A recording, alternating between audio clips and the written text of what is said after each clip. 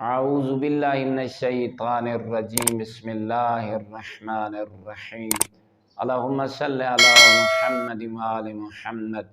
مومنین مسلمین سورہ قاف دی تلاوت کرن والا خوش نصیب انسان کیرے اللہ دے انعامات دا مستحق بندے۔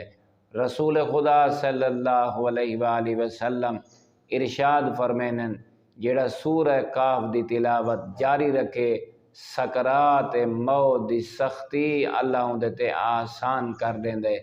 امام جعفر صادق علیہ السلام ارشاد فرمیندن اگر کہیں دی اکھیں دا نور کم ہو گیا ہوئے تو او کو چاہیے او سورہ قاف دی زیادہ تلاوت کرے، اور مولا نے نال عمل ہی بیان فرمائے۔ مولا فرمائے 7 جمعے ہر جمعے 3 مرتبہ اس سورہ دی تلاوت کرے، اللہ اس سورہ دی تلاوت دی برکت دی وجہ تو اندے نور اکھیں دا بحال کر دے سی، اور بیا فائدہ کوئی مل سی۔ اگر کہیں گھر دا سربراہ اس سورہ دی تلاوت کرے تو اللہ رب العزت اس سورہ دی برکت اور تلاوت دی وجہ تو اندے گھر کدیں دولت دی کمی نہ ہون دے سی، ہمیشہ او گھر خوش اور خرم رہا سی۔